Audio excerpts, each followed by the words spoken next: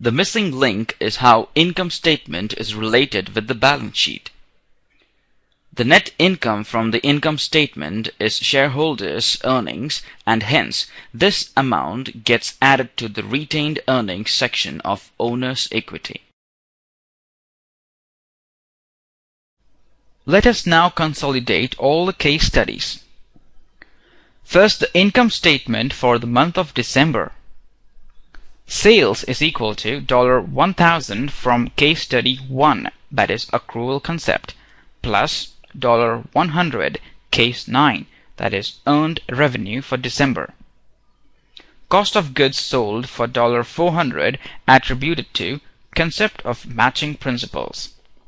This leads to gross profit of $700. We have earlier assumed that selling, general and administrative expenses are $30. Depreciation expense is $233. Please refer to case study 6. Monthly depreciation is equal to $2,800 divided by 1,200 is equal to $233. Insurance expense is equal to $100. Please refer to case 7.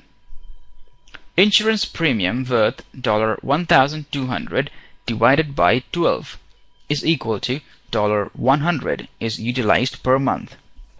Income from operations then becomes $337. Interest expense as calculated for 1 month of $83 attributed again to concept of matching principles.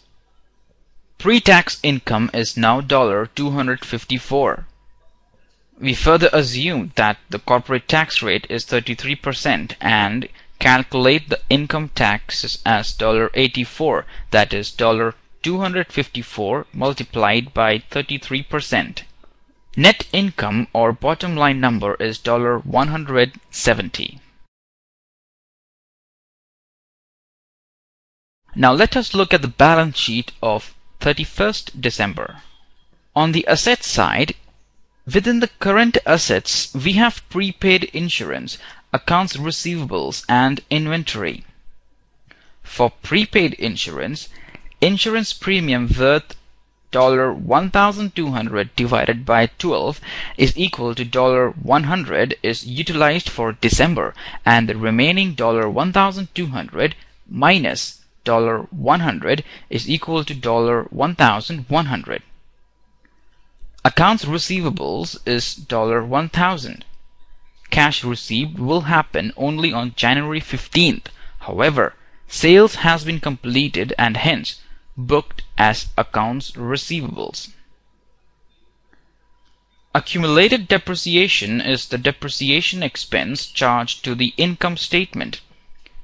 The remaining book value of vehicle is the original cost of $14,000 minus $233 is equal to $13,767.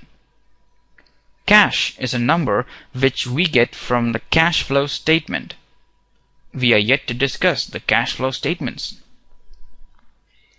On the liability side, revenues worth $100 earned in December, hence unearned revenue of $600 adjusted for the earned revenues. Now the unearned revenues are $500.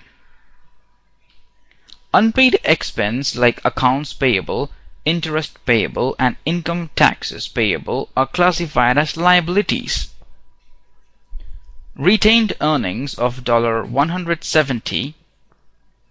Hope you remember the link from the income statement. Net profit flows through the balance sheet through the income statement. Let us now deal with an interesting question. Does balance sheet worth is equal to fair value of the firm? The answer is no. Long-term assets such as buildings, equipment, and furnishings are reported at their cost minus the amounts already sent to the income statement as depreciation expense. The result is that a building's market value may actually have increased since it was acquired, but the amount on the balance sheet has been consistently reduced as the accountant moved some of its costs to depreciation expense on the income statement in order to achieve the matching principle. Another asset, office equipment, may have a fair market value that is much smaller than the carrying amount reported on the balance sheet.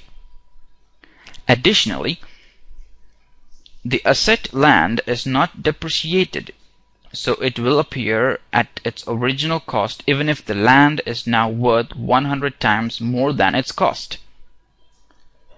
Short-term, that is current, asset amounts are likely to be close to their market values since they tend to turn over in relatively short periods of time.